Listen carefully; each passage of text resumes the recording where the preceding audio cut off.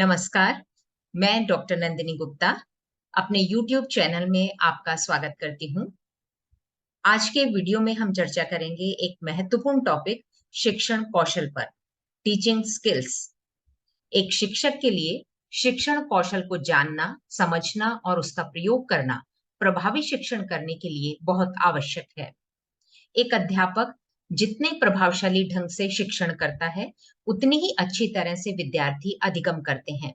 इसका अर्थ है कि शिक्षण की गुणवत्ता अध्यापक की शिक्षण करने की योग्यता पर निर्भर करती है और अध्यापक की प्रभावी शिक्षण करने की योग्यता निर्भर करती है कि वो कितनी कुशलता से शिक्षण कौशलों का प्रयोग अपने शिक्षण कार्य में करता है। तो चलिए हम इस वीडियो की शुरुआत करते हैं। शिक्षण की जितनी भी क्रियाएं हैं, वे विद्यार्थियों के अधिगम की ओर उन्मुख रहती हैं। मैं आपके सामने एक शिक्षण अधिगम परिस्थिति, टीचिंग लर्निंग सिचुएशन रखती हूँ। इस स्लाइड में दिखाया गया है कि एक पात्र जिसे अध्यापक के रूप में दिखाया गया है और दूसरा पात्र जिसे विद्यार्थी के रूप में दर्शाया गया है। अध्यापक शिक्षण कार्य कर रहा है और जो ज्ञान वो शिक्षण के माध्यम से विद्यार्थी तक पहुंचाना चाहता है, वो आप देख रहे हैं कि इस स्थिति में विद्यार्थी तक वो नहीं पहुंच पा रहा है। यदि मैं आपसे पूछूं कि ज्ञान का प्रवाह ना होने के या कहें कि विद्यार्थी द्वारा ज्ञान ग्रहण ना करने के क्या-क्या कारण हो सकते हैं? विद्यार्थी का अधिगम ना होने के क्या कारण हैं? संभवतः आप इसके कई कारण अपनी-अपनी सोच के अनुसार बता सकते हैं। जैसे कि हो सकता है कि अध्यापक द्वारा दिया जाने वाला ज्ञान ठोस अवस्था में हो। ठोस अवस्था से अभिप्राय है कि ज्ञान बहुत कठिन है और विषय वस्तु का संगठन और विश्लेषण उपयुक्त ढंग से नहीं किया गया है। विषय वस्तु की व्यवस्था शिक्षण सूत्रों के अनुसार और उसका क्रम निर्धारित नहीं किया गया है। ज्ञान को इस रूप में तरल नहीं बनाया गया है कि विद्यार्थी उसे सुगमता से सीख सके। दूसरा कारण हो सकता है विद्यार्थी तक ज्ञान के ना पहुंचने का कि ज्ञान वाष्पशील है। वाष्पशील होने का अभिप्राय है कि विषय वस्तु को विद्यार्थी के स्तर तक नहीं लाया गया है। विद्यार्थी के आयु स्तर तक, विद्यार्थी के कक्षा स्तर तक का ज्ञान नहीं है। इस कारण से ज्ञान विद्यार्थी तक नहीं पहुंच पा रहा है और वो ऊपर से ही उड़ रहा है। इस चित्र में आप देख रहे हैं कि ज्ञान अध्यापक के द्वारा दिया जा रहा है, लेकिन विद्यार्थी उसे ग्रहण नहीं कर रहा है क्योंकि नीचे के पात्र का ढक्कन बंद है। ढक्कन का बंद होना दर्शाता है कि विद्यार्थी थका हुआ है। मानसिक और शारीरिक रूप से थका हुआ होने के कारण वो सीखना नहीं चाहता, वो सीखने के लिए तैयार नहीं है। ऐसी स्थिति में जब बालक सीखने को तैयार नहीं है, तो अधिगम संभव नहीं हो सकता। इस चित्र में आप देख रहे हैं कि ज्ञान अध्यापक के द्वारा दिया जा रहा है, लेकिन वो नीचे से निकल रहा है। ये चित्र या परिस्थिति इंगित करती है कि विद्यार्थी का ध्यान शिक्षण की ओर केंद्रित नहीं है। वह शिक्षक की बात को अनसुना कर रहा है। उसका मन किसी अन्य कार्य में लगा हुआ है। उसका ध्यान अध्यापक की ओर नहीं है, उसका मन भटक रहा है। वो किसी अन्य विषय या अन्य किसी घटना या अन्य किसी बात पर विचार करने में लगा हुआ है। इसलिए वो अध्यापक द्वारा सिखाई जाने वाली चीजों को नहीं सीख पा रहा। इस परिस्थिति में आप देख रहे हैं कि ऊपर के पात्र से पदार्थ को सही ढंग से नहीं डाला जा रहा, जिससे कि वो नीचे के पात्र तक नहीं पहुंच पा रहा है। इस स्थिति को यदि हम शिक्षण अधिगम से जोड़ें, तो ये हमें बताती है कि शिक्षण विधि और प्रविधि का प्रयोग सही ढंग से नहीं किया जा रहा। यानी पढ़ाने का तरीका, पढ़ाने का ढंग सही नहीं है। अध्यापक द्वारा किया जाने वाला प्रदर्शन, व्याख्या या प्रस्तुतिकरण सही नहीं है। इस कारण ज्ञान विद्यार्थी तक ना पहुंचकर बाहर गिर रहा है। अतः इन सब परिस्थितियों को देखकर हम कह सकते हैं कि प्रभावी शिक्षण के विकास में विषय वस्तु का स्वरूप, विद्यार्थी की रुचि, उसका ध्यान, उसकी सक्रियता, शिक्षण विधियों का उपयुक्त प्रयोग और कक्षा कक्ष का वातावरण सब कुछ मिलकर अधिगम पर प्रभाव डालते हैं। और इन सबको करने में शिक्षक का स्थान सर्वाधिक महत्वपूर्ण है, क्योंकि वही विभिन्न कौशलों के माध्यम से अन्य सभी तत्वों का संगठन करता है, शिक्षण में आने वाली बाधाओं को दूर करता है और शिक्षण के लक्ष्य को प्राप्त करता है। शिक्षण को सरस, रुचिकर और ग्राह्य बनाने के लिए आवश्यकता है शिक्षण कौशल के ज्ञान की। शिक्षण कौशल को जानने से पहले हम ये देखें कि कौशल क्या है। आप किसी भी कार्य को करते हैं तो एक रूटीन वे में, एक चालू तरीके से यदि करते हैं, धीरे धीरे आप उसका अभ्यास करते हैं तो आप उसमें थोड़ा सा निपुणता आपकी आ जाती है। उसके बाद जब आप और अधिक अभ्यास करते हैं तो उस कार्य को कुशलता पूर्वक करने लगते हैं और एक स्थिति आती है कि आप उस कार्य में इतने निपुण हो जाते हैं कि बिना किसी बाधा के स्वाभाविक रूप से आप कार्य को बेहतर तरीके से कर पाते हैं। वही स्थिति कहलाती है स्किल की स्थिति, कौशल की स्थिति। तो किसी भी कार्य को कुशलता पूर्वक करना ही क्या कहलाता है? कौशल। जापान में जब लेबर या फैक्ट्री वर्कर्स काम के लिए जाते हैं तो वो अपने कार्य की कुशलता को बढ़ाने के लिए ये गीत गुनगुनाते हैं। Good better best, let's don't rest till the good become better and better become best. जब तक हम अच्छे को बेहतर और बेहतर को सर्वश्रेष्ठ ना बना लें, तब तक हमें आराम नहीं करना है। और कौशल वह है जब आप किसी कार्य को रूटीन वे से हटकर पूरी निपुणता से, स्किलफुल तरीके से करते हैं। हम अपने दैनिक जीवन में अपने आसपास विभिन्न व्यवसायों में कार्यरत लोगों को देखते हैं, चाहे वो सफाई करने वाला व्यक्ति हो, चाहे ड्राइवर हो, चाहे डॉक्टर हो, इंजीनियर हो, बिजनेसमैन हो। तो इन विभिन्न व्यवसायों में सफलता प्राप्त करने के लिए जरूरी है इन व्यवसायों की बारीकियों को जानना। और हर व्यवसाय की अपनी बारीकियां, अपने स्किल, अपने गुर और अपने टैक्ट्स होते हैं। और इन रहस्यों को, इन टैक्ट्स को, इन कौशलों को जाने बिना कोई भी व्यक्ति उस व्यवसाय में सफलता प्राप्त नहीं कर सकता। जैसे मैं आपके समक्ष दर्जी व्यवसाय टेलरिंग का उदाहरण दूं। टेलरिंग के व्यवसाय में निपुणता हासिल करने के लिए जरूरी है कि व्यक्ति को सही नाप लेना आता हो, नाप के आधार पर सही ग्राफ बनाना आए, ग्राफ के आधार पर कपड़े की सही कटिंग करनी आनी चाहिए और उस कटिंग के आधार पर आप कच्चे टांके से बखिया पहले लगाना सीखते हैं। उसके बाद फिर सिलाई मशीन के सभी पार्ट्स की जानकारी लेते हैं और सही तरीके से सही टांका कैसे लगाया जाए, सही सिलाई कैसे की जाए, ये सीखते हैं। और ये सीखने के बाद ही आप किसी भी वस्त्र से सुंदर डिजाइन तैयार कर सकते हैं। तो इसमें आपने देखा कि छोटे छोटे स्किल, सही नाप लेना, ग्राफ बनाना, कटिंग करना, मशीन से सिलाई करना और फिर सुंदर डिजाइन तैयार करना। इसी प्रकार हर व्यवसाय के अपने कौशल होते हैं जिनमें निपुणता हासिल करके ही व्यक्ति उस व्यवसाय विशेष में सफल हो सकता है। शिक्षण को भी जब हम एक व्यवसाय के रूप में स्वीकार करते हैं तो शिक्षण व्यवसाय में सफलता प्राप्त करने के लिए इसमें निहित कौशलों, योग्यताओं, क्षमताओं और शिक्षण व्यवहारों का ज्ञान होना एक प्रशिक्षणार्थी के लिए बहुत आवश्यक है। शिक्षण शिक्षण कौशलों का समूह है। शिक्षण विभिन्न कौशलों से मिलकर बनता है। एक अध्यापक जब शिक्षण कार्य करता है तो वो विभिन्न प्रकार के शिक्षण कौशलों का प्रयोग करता है। तो शिक्षण कौशल क्या है? शिक्षक द्वारा शिक्षण कार्य करते हुए अपने शिक्षण को प्रभावपूर्ण, रुचिकर और उद्देश्यपूर्ण बनाने के लिए जो क्रियाएं और व्यवहार किया जाता है उसे शिक्षण कौशल कहते हैं। शिक्षण कौशल के प्रयोग से शिक्षण प्रभावी और रुचिकर होता है और उद्देश्यों की प्राप्ति निर्धारित समयावधि में अध्यापक कर सकता है। शिक्षण प्रक्रिया में शिक्षक के द्वारा प्रश्न पूछे जाते हैं, व्याख्यान दिया जाता है, कभी शिक्षक प्रदर्शन करता है, कभी पुनर्बलन देता है, कभी उदाहरण प्रस्तुत करता है। उसके ये सभी कार्य शिक्षण की प्रक्रिया को सरल और सुगम बनाते हैं और यही समस्त व्यवहार शिक्षण कौशल कहलाते हैं। शिक्षण कौशल की यह परिभाषा डॉक्टर बी के पासी ने अपनी पुस्तक बिकमिंग ए बेटर टीचर में दी है कि शिक्षण कौशल शिक्षक के वे व्यवहार हैं जो छात्रों को सीखने में सुगमता प्रदान करते हैं तथा शिक्षण उद्देश्यों की प्राप्ति में सहायक होते हैं। अब सबसे महत्वपूर्ण बात यह है कि शिक्षण कौशलों की पहचान किस प्रकार की गई। हमारे लिए यह जानना बहुत जरूरी है कि ऐसे कौन-कौन से व्यवहार हैं जो टीचिंग को इफेक्टिव बनाएंगे, उद्देश्यों की प्राप्ति में सहायक होंगे, विद्यार्थियों का ध्यान और रुचि शिक्षण में बनाए रखेंगे। इसके लिए जिन विभिन्न तरीकों को शिक्षाविदों ने अपनाया वे हैं शिक्षण कार्य का निरीक्षण।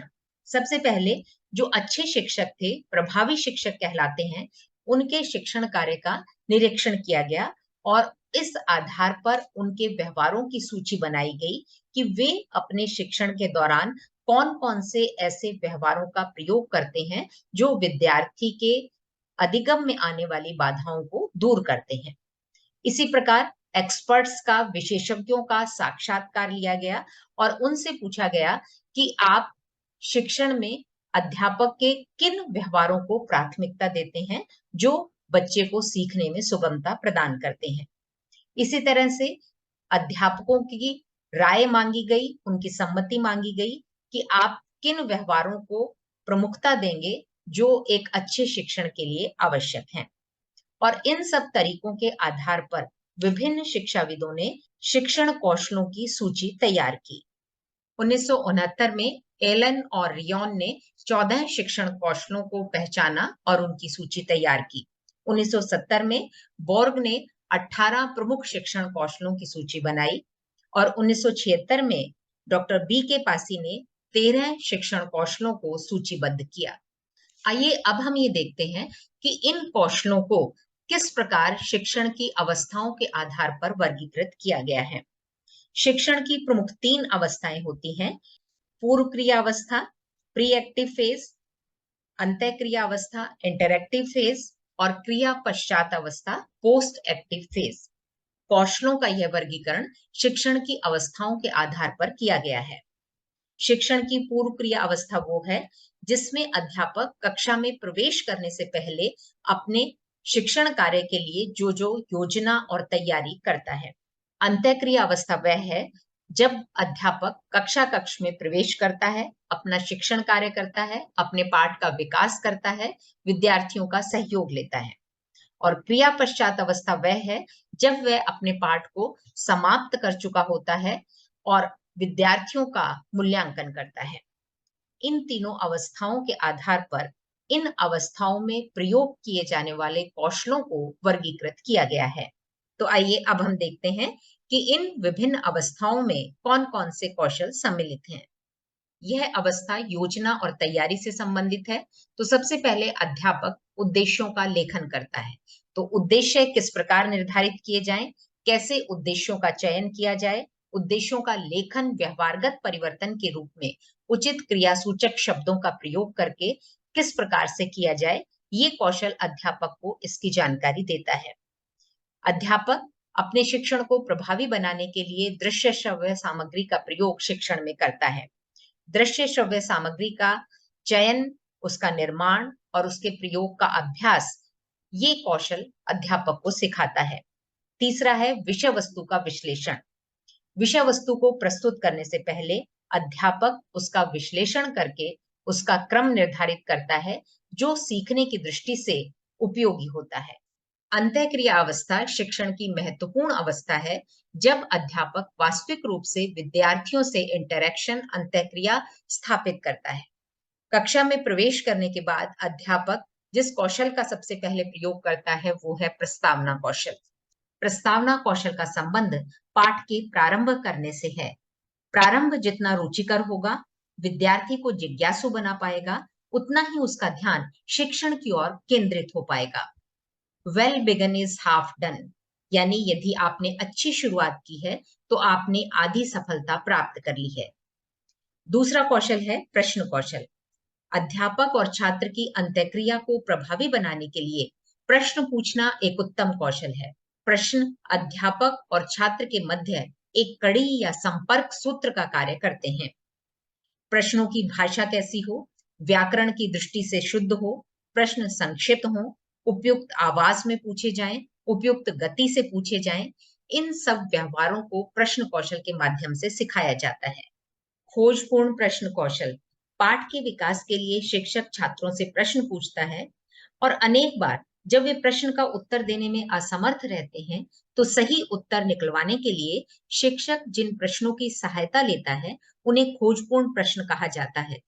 अर्थात खोजपूर्ण प्रश्नों से अभिप्राय है वे प्रश्न जो छात्रों को अधिक गहराई से समझने के योग्य बनाएं, उन्हें अधिक चिंतनशील बनाए और उन्हें पूर्व ज्ञान से नवीन ज्ञान की ओर ले जाने में सहायता करें, ऐसे प्रश्न खोजपूर्ण प्रश्न कहलाते हैं। तो यह कौशल अध्यापक को खोजपूर्ण प्रश्न कैसे बनाए जाएं और कैसे उन्हें प्रस्तुत किया जाए, इस चीज की जानकारी देता है। व्याख्या कौशल पाठ्य वस्तु से संबंधित अवधारणाओं को स्पष्ट करने और उन्हें बोधगम्य बनाने के उद्देश्य से शिक्षक कठिन स्थलों की व्याख्या करता है। उदाहरण कौशल का प्रयोग अध्यापक विभिन्न नियमों, सिद्धांतों, अवधारणाओं को सरल रूप से स्पष्ट करने के लिए करता है। कभी वह किसी कहानी को सुनाता है, कभी संबंधित घटना को स्पष्ट करता है। कई बार वह चित्र, चार्ट और मानचित्र इत्यादि का भी उपयोग उदाहरण के रूप में करता है। उदाहरण जितने सुगम होंगे, प्रासंगिक होंगे, जितने रोचक होंगे और उनका प्रस्तुतिकरण जितने अच्छे ढंग से किया जाएगा, उपयुक्त विधि का प्रयोग करते हुए, उतना ही शिक्षण रोचक बनेगा। अध्यापक विद्यार्थियों को नवीन जानकारी देने के लिए, नवीन सूचनाएं देने के लिए अपने शिक्षण में व्याख्यान का प्रयोग करता है। व्याख्यान का प्रारंभ कैसे किया जाए, समापन कैसे किया जाए, व्याख्यान में उपयुक्त युक्तियों का, सामग्री का प्रयोग कैसे किया जाए, ये व्याख्यान कौशल सिखाता है। उद्दीपन परिवर्तन कौशल कोई भी क्रिया या परिस्थिति जो विद्यार्थी के व्यवहार में परिवर्तन लाए, उद्दीपन कहलाती है। और जब अध्यापक जितने विविध उद्दीपन छात्रों के सामने प्रस्तुत करता है, छात्रों की अनुक्रियाएं उतनी ही अधिक प्रभावित होती हैं। जैसे कक्षा में अध्यापक कभी प्रश्न पूछता है, कभी हाथ से संकेत करता है, कभी किसी सामग्री को प्रस्तुत करता है, कभी शामपट की ओर जाता है, कभी कक्षा में एक स्थान से दूसरे स्थान की ओर जाता है और चेहरे पर भी विभिन्न प्रकार के भाव लाता है। तो ये अध्यापक की सभी क्रियाएं उद्दीपन कहलाती हैं। इन उद्दीपनों में जितना अधिक परिवर्तन होगा, शिक्षण उतना ही अधिक रोचक होगा और विद्यार्थी का ध्यान शिक्षक की ओर बना रहेगा। शामपट कौशल कक्षा में प्रयुक्त किए जाने वाले विभिन्न दृश्य श्रव्य साधनों में शामपट का स्थान सबसे अधिक महत्वपूर्ण है। शामपट का यदि अध्यापक कुशलता पूर्वक प्रयोग करता है, तो वह अन्य सामग्री की कमी को भी पूर्ण कर सकता है। शामपट पर लेख कैसा हो, सीधी पंक्तियों में लिखा जाए, उचित आकार और अनुपात में चित्रों का चित्रांकन किया जाए, शामपट पर लिखे जाने वाले वाक्य सार्थक और संक्षिप्त हों, इन सब चीजों को सिखाने वाला कौशल है शामपट कौशल। पुनर्बलन कौशल मानव का स्वभाव है कि वह सुखद अनुभूतियों को बार बार स्मरण करना चाहता है और दुखद अनुभूतियों से दूर रहना चाहता है। ऐसे ही यदि कक्षा में शिक्षक छात्रों के सही उत्तर देने पर प्रसन्नता व्यक्त करता है, तो छात्र आगे उत्तर देने में उत्साह दिखाते हैं। लेकिन यदि अध्यापक छात्रों के उत्तरों के प्रति उदासीन रहता है, उनकी अनुक्रियाओं का कोई जवाब नहीं देता है, तो ऐसी स्थिति में छात्र भी अनुत्साहित हो जाते हैं। पुनर्बलन सकारात्मक भी होता है और नकारात्मक भी होता है। अध्यापक को इन दोनों ही प्रकार के पुनर्बलन का प्रयोग किस प्रकार करना है, कितनी बार करना है, उसकी आवृत्ति क्या होनी चाहिए, उसके प्रयोग में क्या सावधानियां रखी जानी चाहिए, इन सब चीजों का प्रशिक्षण देता है पुनर्बलन कौशल। कक्षा कक्ष प्रबंध कौशल जो यह बताता है कि अध्यापक कक्षा के भौतिक वातावरण का निर्माण किस प्रकार करता है, क्योंकि कक्षा का भौतिक वातावरण और मनोवैज्ञानिक वातावरण शिक्षण को प्रभावित करता है। शिक्षण की अंतिम अवस्था है क्रिया पश्चात अवस्था। तो इस अवस्था में प्रयुक्त किए जाने वाले कौशल कहलाते हैं क्रिया पश्चात अवस्था कौशल। अध्यापक जब अपने पाठ को पढ़ा चुकता है, तो वह अपने पाठ का समापन करता है। समापन भी प्रभावी तरीके से किया जाना चाहिए, मुख्य बिंदुओं को दोहराते हुए और जिन चीजों को अध्यापक रेखांकित करना चाहता है। पाठ समापन कौशल अध्यापक को इन्हीं व्यवहारों की जानकारी देता है। पुनरावृत्ति कौशल इस कौशल का प्रयोग करके अध्यापक शिक्षण के अंत में शिक्षण के महत्वपूर्ण बिंदुओं की पुनरावृत्ति करता है। संप्रेषण की पूर्णता का कौशल शिक्षक अपने छात्रों को जो कुछ भी सिखाना चाहता है, यदि वह सभी छात्रों द्वारा सीख लिया जाता है, तो इसे हम संप्रेषण की पूर्णता कहते हैं। यानी अध्यापक संप्रेषण करता है और विद्यार्थी ग्रहण करने वाला है।